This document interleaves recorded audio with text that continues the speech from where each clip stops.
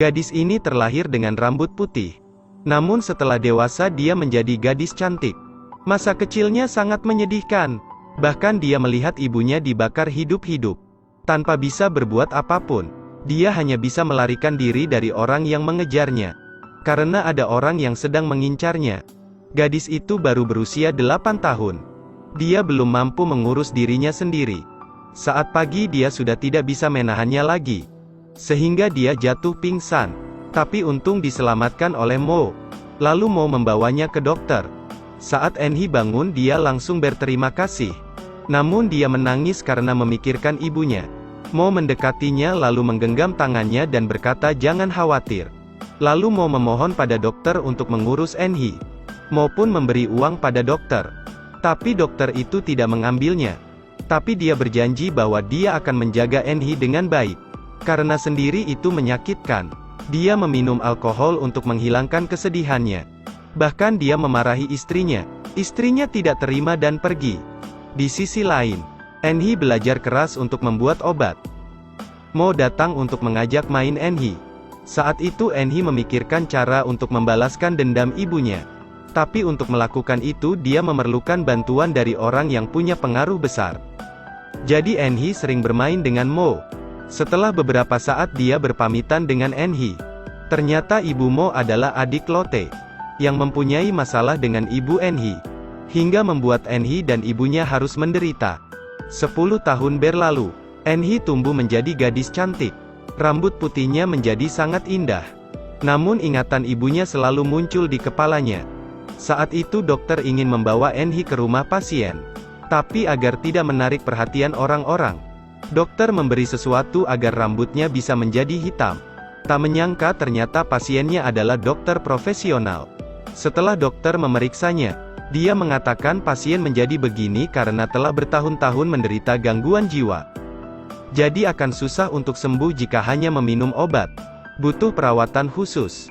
Sehingga dokter memutuskan untuk menetap. Kenapa ada orang asing di rumah? Saat mereka berdebat, Enhi menemukan ide untuk melakukan balas dendam.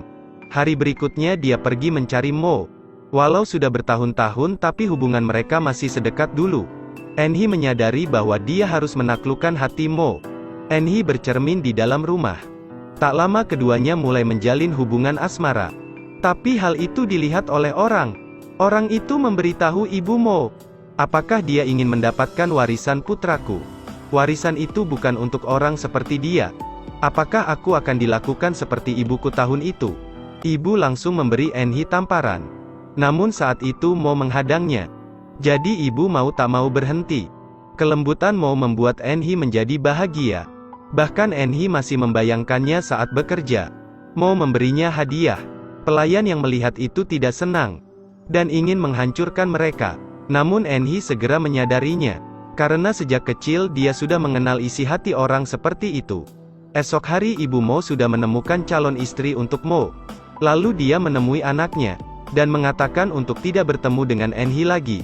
Atau ibu akan mengambil tindakan. Namun Mo membantahnya. Saat Enhi datang untuk menemui Mo, mereka menghina Enhi dengan kejam. Enhi tidak tahan dengan penghinaan itu. Jadi dia berlari ke tepi danau. Dia berteriak sambil menangis. Pria itu datang menghampirinya karena takut Enhi akan melompat ke sungai. Dia juga mengatakan akan membantu Enhi menyelesaikan masalahnya. Hal itu juga membuat keduanya semakin yakin untuk menjalani hidup.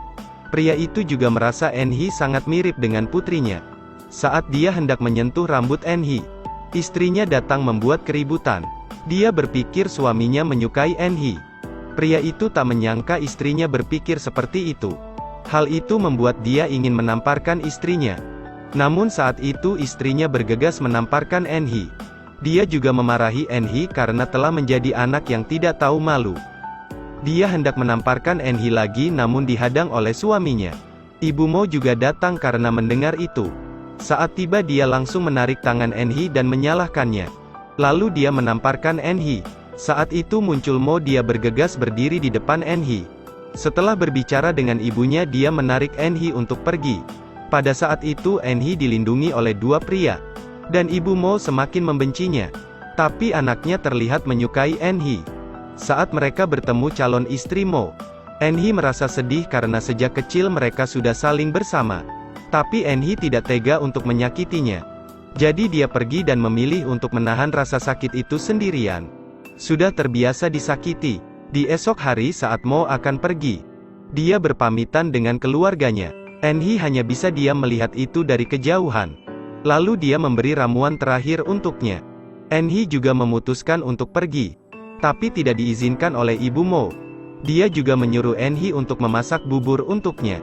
Hal itu membuat Enhee menjadi senang. Karena dia ingin balas dendam. Saat pelayan itu makan dengan rakus, Enhee menuangkan obat ke dalam buburnya. Lalu pelayan itu mengantarkannya pada Ibu Mo. Namun Ibu Mo merasa aneh jadi dia membiarkan pelayan itu untuk memakannya. Malamnya pelayan itu sakit perut. Dia bergegas lari ke toilet untuk beberapa kali. Enhee kemudian merawat pelayan itu. Karena itu tidak berhasil, Enhee ingin melakukan rencana lain. Esok hari dia membeli ular berbisa. Dia memasukkan ular itu ke dalam selimut. Saat Ibu Mo menarik selimut, dia berteriak ketakutan dan juga terkena gigitan ular di tangannya. Lalu Enhee menyelamatkannya. Karena dia ingin mempunyai reputasi yang baik di rumah itu. Saat itu Enhee sedang mewarnai rambutnya. Dia ingin melanjutkan rencananya. Saat Mo kembali ke rumah, Mo langsung menemui Enhee. Dia mengatakan bahwa dia tidak pernah memilih yang lain.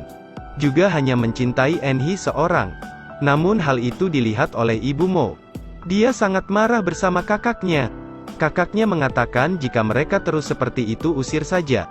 Pria itu mendengarnya lalu dia bertanya dengan marah. Dan berkata bahwa istrinya telah memasukkan racun ke dalam makanannya. Yang menyebabkan dia sakit bertahun-tahun. Sekarang istri paham perasaan saat dituduh. Bahkan dia tidak bisa membantah perkataan suaminya. Jadi dia memutuskan untuk melampiaskan amarahnya ke Enhee. Malam itu dia menyewa beberapa orang jahat untuk menyakiti Enhee. Tapi karena pelayannya sakit perut dan pergi ke toilet, hal itu membuat orang jahat yang telah disewa salah sasaran.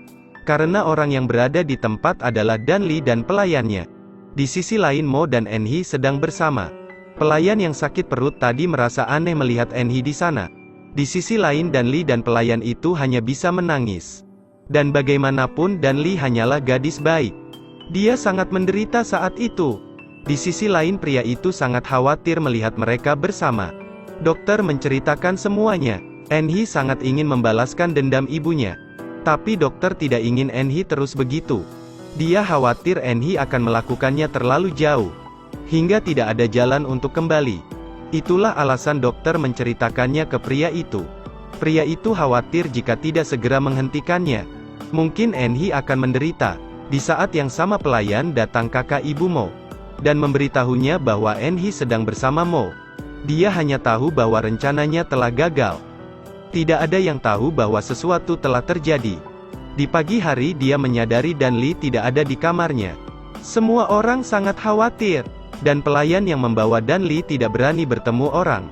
Danli terus membersihkan badannya. Namun jika kalian tahu noda di hati itu tidak dapat dibersihkan.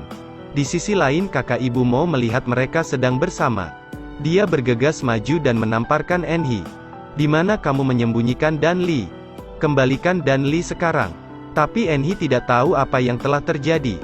Jadi dia bingung dengan pertanyaannya. Saat itu pelayan melihat tubuh pelayan yang lain penuh dengan luka. Apa yang telah terjadi denganmu? Namun pelayan yang luka itu langsung menamparnya. Dan berkata bahwa dia belum punya suami. Tapi harus menanggung semua penghinaan itu. Saat itu pelayan langsung mengetahuinya. Pelayan penuh luka itu terus memukulinya. Walaupun dia memaafkannya. Namun seperti yang kalian tahu noda di hati itu tidak dapat dibersihkan. Review berakhir di sini. Ikuti terus Edelweiss Review untuk mendapatkan review film terbaru.